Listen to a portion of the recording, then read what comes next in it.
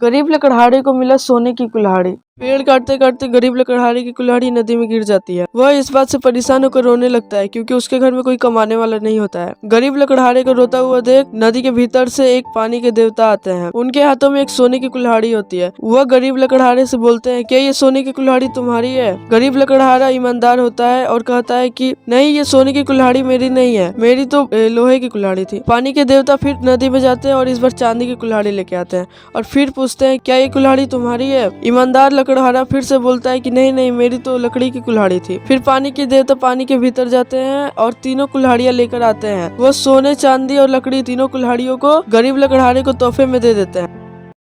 मुर्गी को आया अपने बच्चे पर गुस्सा। मुर्गी का छोटा बच्चा तो बहुत मेहनती था, लेकिन बड़ा बच्चा बहुत आलसी था। एक दिन मुर्गी अपने दोनों बच्चों से बोलती है कि मुझे बाजार जाकर केक का सामान लाना है। बड़ा बच्चा जाने से मना कर देता है, लेकिन छोटा बच्चा बोलता है कि मैं भी आपके साथ चलूंगा। मुर्गी अपने छोटे बच्चे को लेकर बाजार चली जाती है। मुर्गी बाजार से केक का सामान लेकर आ जाती है और अपने बड़े बच्चे को मदद करने के लिए बोलती है, लेकिन बड़ा बच्चा मदद करने से मना कर देता है और उल्टा बोलता है कि केक बन जाए तो मुझे उठा देना। मुर्गी अपने छोटे बच्चे को लेकर ही केक बनाना शुरू कर देती है। मुर्गी केक को ओवन में डालती है और फिर केक बन जाता है। केक बनते ही बड़ा बच्चा भी उठ जाता है। बड़ा बच्चा केक खाने के लिए मांगने लगता है। आगे क्या हुआ जानने के लिए अगर आप अपने माता पिता से प्यार करते हो तो वीडियो को लाइक और चैनल को सब्सक्राइब कर दीजिए और कमेंट में अपना प्यारा सा नाम लिख के जाइएगा। आखिर में मुर्गी अपने बड़े बच्चे को केक दे देती है।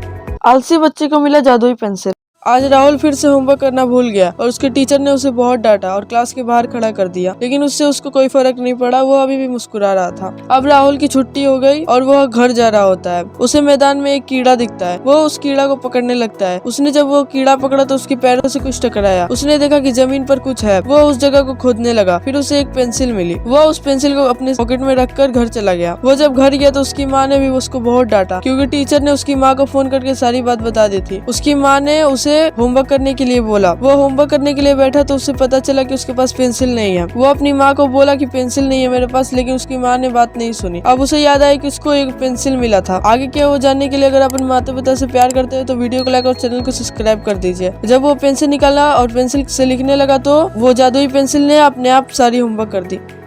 अपाहिज लड़की जीती दौड़।